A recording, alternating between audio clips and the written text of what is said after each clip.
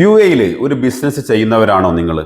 അതല്ലെങ്കിൽ കുറേ കാലമായിട്ട് എന്തെങ്കിലും ഒരു ബിസിനസ് ചെയ്യണമെന്ന് ആഗ്രഹിച്ച് നടക്കുന്നവരാണോ നിങ്ങൾ? എങ്കിൽ ഈ വീഡിയോ നിങ്ങൾ മുഴുവനായിട്ട് കേൾക്കാൻ ശ്രമിക്കുക. ഹായ് പ്രിയമുള്ളവരെ, യു എയിലെ വൺ ഓഫ് ദ ഒരു എമിറേറ്റ് ആണ് ഫുജൈറ.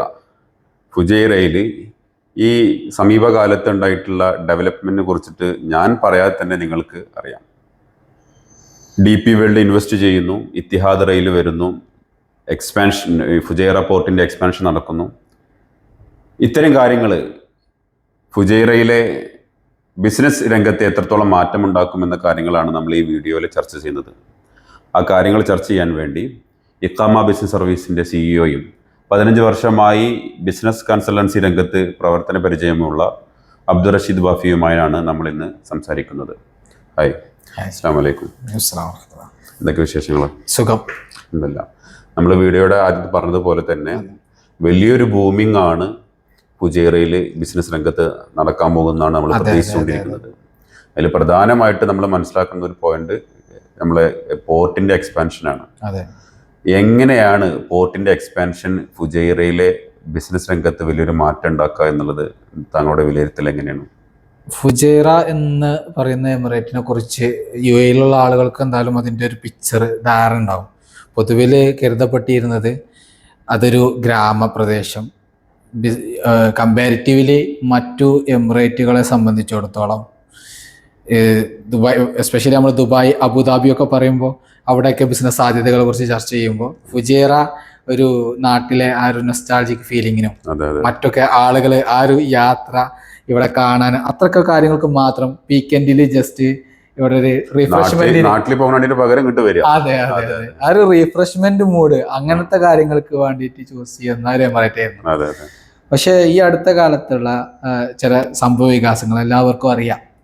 അത് ഫുജൈറയുടെ സാധ്യതകളെ തീർച്ചയായിട്ടും വർദ്ധിപ്പിച്ചിട്ടുണ്ട്, അത് ബിസിനസ് രംഗത്ത് എസ്പെഷ്യലി. കാരണം ഒന്നാമതായിട്ട് നമുക്കറിയാം, ഈ കറണ്ട് സിറ്റുവേഷൻ ഉണ്ടാകുന്നതിന് മുമ്പ് തന്നെ ഇത്തിഹാദ് റെയിൽവേയുടെ വികസനം, അത് അബുദാബി സൗദി ബോർഡർ മുതൽ പിന്നെ കണക്ട് ചെയ്യുന്ന നേരെ ഫുജൈറയിലേക്കാണ്. ഇതിൽ ബിസിനസ് ഉണ്ട്, ചരക്കുകൾ നീക്കം തുടങ്ങിയിട്ട് കുറെ കാലങ്ങളായി. ഇപ്പോൾ വ്യക്തികൾക്ക് അഥവാ പാസഞ്ചേഴ്സിന് ഓപ്പൺ ആയി കൊടുത്തിട്ടുണ്ട്. അതിനൊക്കെ പുറമെ ഈ അടുത്തുണ്ടായ സാഹചര്യങ്ങൾ, അത് ഫുജൈറയിലെ പോർട്ടുമായി ബന്ധപ്പെട്ടുള്ള വലിയ വികസനങ്ങൾ വരാനുള്ള സാധ്യത തുറന്നു വന്നിട്ടുണ്ട്. അതിലിപ്പോൾ DP വേൾഡ് അറിയാം, DP വേൾഡിൻ്റെ സാധ്യതകളെ കുറിച്ചിട്ട് നമുക്കറിയാം. അതേപോലെ AD പോർട്ട്, അബുദാബി പോർട്ട്, ഇവരൊക്കെ സംയുക്തമായിട്ട് ഫുജൈറയിൽ വന്ന് ഇവിടുത്തെ ഭരണാധികാരിയെ കണ്ട് അതിന് വേണ്ട എഗ്രിമെന്റുകളും കാര്യങ്ങളും ഒത്തിരി വർഷങ്ങളിലേക്കാണ് സൈൻ ചെയ്ത് വെച്ചിട്ടുള്ളത്. അഥവാ ഇപ്പോൾ ഫുജൈറയുടെ ഓരോ ഏരിയകൾ എടുത്തു നോക്കാം നമുക്ക്. അപ്പോൾ ഫുജൈറയിലെ പോർട്ടായിട്ടുള്ള റുഗൈലാത്ത് ഭാഗം, അവിടെ DP വേൾഡിന്റെ വികസനങ്ങൾ, കാരണം ഏകദേശം കിലോമീറ്റർ കണക്കിനാണ് ഉള്ളിലേക്ക് അവര് കടല് തൂർത്ത് അതിലേക്ക് പോർട്ടിന്റെ സജ്ജീകരണങ്ങൾ ഒരുക്കിക്കൊണ്ടിരിക്കുന്നത്, കണ്ടെയ്നറുകൾ വരാൻ വേണ്ടിയിട്ട്. നമുക്കറിയാം, അത് ഈ പറഞ്ഞ പോലെ നമ്മൾ നേരത്തെ പത്രമാധ്യമങ്ങൾ നമ്മൾ അറിഞ്ഞതുപോലെ UAE president His Highness Sheikh Mohammed bin Zayed വരുന്നു, ഇവിടുത്തെ റൂളറായിട്ട് സംസാരിക്കുന്നു. വളരെ പോസിറ്റീവായിട്ട് ഇവിടുത്തെ ഈ ബിസിനസ് രംഗത്തുള്ള ആൾക്കാർ, എസ്പെഷ്യലി ഈ പറഞ്ഞ പോലെ പോർട്ട് ലോജിസ്റ്റിക്കുമായി ബന്ധപ്പെട്ട് അപ്പോൾ ഒരു ചെറിയ കരാറ് സൈൻ ചെയ്യുകയും ചെയ്തിട്ടുണ്ട്. ഇതിൽ ഒരു ഫോർട്ടിന്റെ എക്സ്പാൻഷൻ നടക്കുമ്പോൾ ഇത് ഡയറക്റ്റ്ലി സംഭവിക്കുന്ന അല്ലെങ്കിൽ ഡയറക്റ്റ്ലി അതിന്റെ ഒരു ബെനിഫിറ്റ് കിട്ടുന്ന ബിസിനസ് ഏരിയകൾ ഏതൊക്കെയാണെന്ന് പറഞ്ഞു കഴിഞ്ഞാൽ, ഞങ്ങൾ ഏരിയകളോട് ഉദ്ദേശിച്ചത് അതിന്റെ ലൊക്കേഷൻ ലാൻഡ്മാർക്കുകൾ മാത്രമാണോ അതോ എങ്ങനെയായാലും അത് ഞാൻ വൈഡായി തന്നെ പറയാൻ പറ്റുന്ന ഒരു സബ്ജക്റ്റ് ആണ് നിങ്ങൾ ചോദിച്ചത്. അതിൽ നമുക്ക് ഇങ്ങനെ പറയാം, ഇപ്പോൾ ഫുജൈറയുടെ ഏരിയകൾ, ഇപ്പോൾ റുഗൈലാത്ത് ഞാൻ പറഞ്ഞു, അവിടെ ഇങ്ങനെയുള്ള ഡെവലപ്മെന്റ്സ്, അതോ പോർട്ട് റിലേറ്റഡ് ഡെവലപ്മെന്റ്സ് വരുന്നു. സ്വാഭാവികമായിട്ട് അത് DP വേൾഡിന്റെ വികസനം വന്നു, പിന്നെ അങ്ങനെ തുടങ്ങി സിക്കംകം, അതുപോലെ തന്നെ ഫുജൈറ മീന ഏരിയകൾ അങ്ങനെ അങ്ങനെ വികസിച്ച് ഏകദേശം മുറബ ഏരിയ വരെ നീണ്ടു നേർന്ന് കിടക്കുകയാണ് ഫുജൈറയുടെ പോർട്ടിന്റെ ഏരിയാസ്. ഇതിലൊക്കെ ഇവിടെയൊക്കെ അതിൻ്റെ സജ്ജീകരണങ്ങൾ ഒരുക്കി തുടങ്ങി. പിന്നെ ഇത്രയും വരുമ്പോൾ സ്വാഭാവികമായിട്ട് കണ്ടെയ്നറുകൾ ഇവിടെ വന്ന് ഇറങ്ങുന്നു. മുമ്പ് കണ്ടെയ്നർ സംവിധാനങ്ങൾ വരാനുള്ള സംവിധാനങ്ങൾ ഫുജൈറയിൽ ഉണ്ടായിരുന്നില്ല. ജസ്റ്റ് ബങ്കറിംഗ് പോർട്ടായിരുന്നല്ലോ ഫുജൈറ. വേൾഡിൽ ഞാൻ മനസ്സിലാക്കിയെടുത്തോളം സെക്കൻഡ് ലാർജസ്റ്റ് ബങ്കറിംഗ് പോർട്ട് എന്നാണ് അറിയപ്പെടുന്നത്. സിംഗപ്പൂര് കഴിഞ്ഞാൽ ഫുജൈറ എന്ന് പറയപ്പെടാറുണ്ട്. അതിൻ്റെ നിജസ്ഥിതി നമുക്ക് ചെക്ക് ചെയ്യാവുന്നേ ഉള്ളൂ. അതെ. അപ്പോൾ അത്രയും ഏരിയ ഉണ്ട്. ബങ്കറിംഗ് ബോട്ട് ആകുമ്പോൾ അറിയാലോ, അതിന് അത്രയും ഏരിയ വേണം, അത്രയും ടാങ്കുകൾ നിറക്കാനും കാര്യങ്ങൾക്കൊക്കെ ഉള്ള സംവിധാനങ്ങൾ. ആ ഏരിയകൾ വീണ്ടും ഒഴിഞ്ഞു കിടക്കുന്ന ഫുജൈറയുടെ ഏരിയകൾ ഇപ്പോൾ ഈ പുതിയ സങ്കല്പ വികസനങ്ങൾ കൊണ്ട് തന്നെ അവിടെ അവര് ലോജിസ്റ്റിക് ആവശ്യങ്ങൾക്ക് വേണ്ടിയിട്ട്, അഥവാ കണ്ടെയ്നറുകളൊക്കെ വന്നിറങ്ങി തുടങ്ങി. നമുക്ക് ഇവിടെ ഫുജൈറയുടെ ഏരിയ ഇങ്ങനെ തുടങ്ങിയാൽ ഫുജൈറ ടു ഇങ്ങനെ ദുബായിലേക്ക് പോകുന്ന റൂട്ടായിട്ടുള്ള തോബാൻ വഴി അങ്ങനെ പോകുന്ന റൂട്ടിൽ നോക്കിയാൽ കാണാം അവിടെ നമുക്ക് അതിലൂടെ വണ്ടി നോർമൽ വാഹനങ്ങൾ കൊണ്ട് പോകാൻ പറ്റാത്ത റസ്ലൈമെന്നോ ദുബായിന്നോ ഷാർജയിൽ നിന്നൊക്കെ ഈ റീസെന്റ് ഫുജൈറയ്ക്ക് തോബാൻ മസാഫി വഴി വന്ന ആൾക്കാർക്ക് ഇപ്പൊ നടക്കുന്ന സംഭവ വികാസങ്ങൾ ഒരു ക്ലിയർ പിക്ചർ അത്ര മതി. കാരണം അത്രയും പോകുന്നുണ്ട്. എന്നിട്ട് അവർക്ക് അതിന് കഴിയുന്നില്ല. ഈ കാരണം റോഡ് സംവിധാനങ്ങളൊന്നും അതിന് പര്യാപ്തമല്ല. അപ്പോൾ അത്രയും വികസനങ്ങൾ വരുന്നതുകൊണ്ടാണ്. അപ്പൊ അതിനുള്ള ഇൻഫ്രാസ്ട്രക്ചർ ഇവർ ഡെവലപ്പ് ചെയ്തുകൊണ്ടിരിക്കുകയാണ്. അതിലൊരു പാർട്ടാണ് ഇത് ഇത്തിഹാദ് റെയിൽ. ഇത്തിഹാദ് റെയിലിൽ ഏകദേശം അവർക്ക് വേണ്ട ചരക്കുകൾ ഇവിടുന്ന് UAE ഒരു തല മുതൽ മറ്റൊരു തല വരെ ട്രാൻസ്പോർട്ട് ചെയ്യാനുള്ള സംവിധാനം ഇത്തിഹാദ് റെയിലിൽ ഓൾറെഡി സജ്ജാണ്, റെഡിയാണ്. അതിൽ നിന്ന് തന്നെ അവർ ഓരോ ഏരിയകൾ, ഓരോ എമിറേറ്റുകളിലേക്ക് അതിന്റെ ഫെസിലിറ്റികൾ ഇത്തിഹാദ് റെയിൽ തന്നെ ചെയ്തു വെച്ചിട്ടുണ്ട്. യാത്രയിൽ നിന്ന് പോകാൻ നമ്മൾ ജസ്റ്റ് ഇങ്ങനെ അബുദാബിക്ക് ഡയറക്റ്റ് ഒരൊറ്റ റൂട്ടും അല്ല, അതിന്റെ ഇടയിൽ നിന്ന് ഇങ്ങനെ ദുബായ് പിന്നെ പോകുന്ന വഴി ഇപ്പൊ റാസൽ ഖൈമയുടെ കുറച്ച് ഏരിയകളിലേക്ക്, അതേപോലെ അവിടുന്ന് ഇങ്ങനെ എക്സ്ട്രാ അല്ലെങ്കിൽ ഭാഗത്തേക്ക്. അപ്പൊ അങ്ങനെ ഓരോ ഏരിയകളിലേക്കൊക്കെ അബുദാബി ബോർഡർ വരെയുണ്ട്. അബുദാബി ബോർഡർ വരെയുണ്ട് എന്ന് പറഞ്ഞാൽ അവിടുന്ന് കൊണ്ട് സൗദിക്ക് സാധനങ്ങൾ പോകാം. ഇനിയിപ്പോ മുമ്പ് ജബൽ അലി പോർട്ടായിരുന്നു നമ്മളെ സംബന്ധിച്ചിടത്തോളം ഇവിടെ ഇങ്ങനെയുള്ള ചരക്കുകളൊക്കെ വന്നിരുന്നത്. അപ്പോൾ കൂടുതൽ വന്നിട്ടുണ്ട്.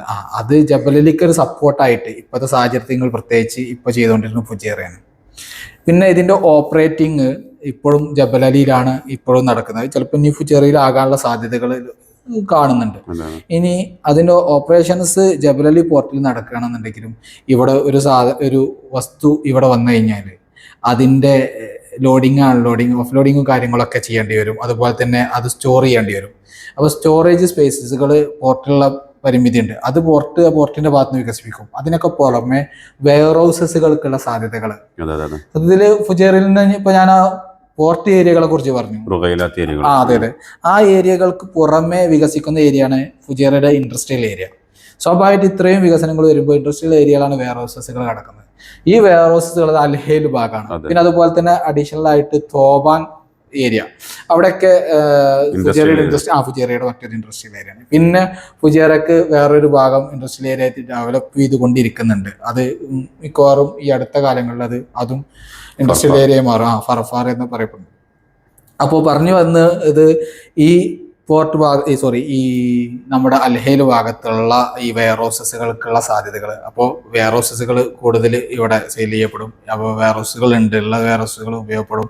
സ്വാഭാവികമായിട്ട് ആ അൽഹേലിൽ നിന്നും അതിൻ്റെ അടുത്തുള്ളൊരു ഈ അടുത്ത കാലത്ത് രൂപപ്പെട്ടു വന്നിട്ടുള്ളൊരു city Mohammed bin Zayed city അറിയാം. അപ്പോൾ മുഹമ്മദ് ബിൻ സായിദ് സിറ്റി ഏകദേശം ഇമാറാത്തികളെ തന്നെ അവർ അക്കോമഡേറ്റ് ചെയ്ത 1500 വീട് ഓൾറെഡി വന്നു കഴിഞ്ഞു. അടുത്ത 1500 വീടുകൾ വന്നുകൊണ്ടിരിക്കുകയാണ് ഇമാറാത്തികളുടെ.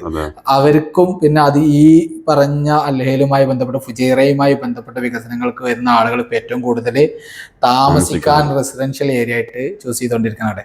അവിടെയുള്ള ബിസിനസ് സാധ്യത എന്ന് പറഞ്ഞാൽ ഈ ചെറുകിട ബിസിനസ്സുകൾക്കുള്ള സാധ്യതകൾ ആ ഏരിയയിൽ കൂടുതലാണ്. ചെറുകിട എന്ന് പറഞ്ഞു കഴിഞ്ഞാൽ ഒരു റെസിഡൻസ് പർപ്പസിന് ഉദ്ദേശിക്കുന്ന ആളുകൾക്കുള്ള ഇപ്പോൾ ഒരു കഫ്തീരിയ, ലോണ്ടറി, പിന്നെ ഫുഡ് സ്റ്റഫ്, സലൂണ്, അങ്ങനെ ഗ്രോസറികള്, ഇങ്ങനെ തുടങ്ങി ബുക്ക് ഷോപ്സുകൾ, ഒരുപാട് സാധ്യതകൾ അങ്ങനെയുള്ള ഏരിയകൾ. ഇൻഡസ്ട്രിയൽ ഏരിയയുള്ള വികസനങ്ങൾ നമ്മൾ പറയാതെ തന്നെ അറിയാം. ഇപ്പോൾ ഷിപ്പിങ്ങുമായി ബന്ധപ്പെട്ടുള്ളത് വരുമ്പോൾ സ്വാഭാവികമായിട്ട് ഷിപ്പിംഗ് റിലേറ്റഡ് മെയിൻ്റനൻസ് കാര്യങ്ങൾ, ഗ്യാരേജസുകൾ കാര്യങ്ങൾ, ഇങ്ങനെ ഒത്തിരി സ്പെയർ പാർട്സുകൾ. കാരണം വാഹനങ്ങൾ, ഗ്യാരേജുകളുടെ എണ്ണം കൂടിക്കൊണ്ടിരിക്കുന്നു. ഇവിടുത്തെ നമ്മൾക്ക് നിലവിൽ കഴിഞ്ഞ മാസങ്ങളിൽ നമ്മൾ എത്തിക്കഴിഞ്ഞാൽ ഒരുപാട് ലൈസൻസ് വർക്കിൻ്റെ എൻക്വയറീസും നമുക്ക് വന്നിട്ടുണ്ട്. അതിൻ്റെ കാരണം ഒന്ന് മാത്രമാണ് ഫുജൈറ പോർട്ട് ഡെവലപ്പ് എക്സ്പാൻഷൻ. ഇനിയിപ്പോ ഇതൊക്കെ വിട്ട് മുറബ, കിദഫ ഏരിയകൾ, അത് ഈ പോർട്ടിനോട് അടുത്ത് നിൽക്കുന്ന ഏരിയയാണ്, അവിടെയും ഡെവലപ്പ് ആയിക്കൊണ്ടിരിക്കുകയാണ്. അതൊക്കെ എന്ന് പറഞ്ഞ് ഫുജൈറ ഓരോ ഭാഗവും നമ്മൾ ഏത് ഏരിയകൾ പോയാലും, കാരണം ഫുജൈറയുടെ ഏരിയകൾ മൊത്തം ഡെവലപ്പ് ആയിക്കൊണ്ടിരിക്കുകയാണ്. ഇനി നമ്മൾ ഓൾറെഡി ഫുജൈറ ഡെവലപ്പ് ആയിട്ടുള്ള ഫുജൈറ ടൗൺ ഏരിയകൾ, ഉറഫ, അങ്ങനെ തുടങ്ങി ഫസീലി, അങ്ങനെയുള്ള കുറേ ഏരിയകളുണ്ട്.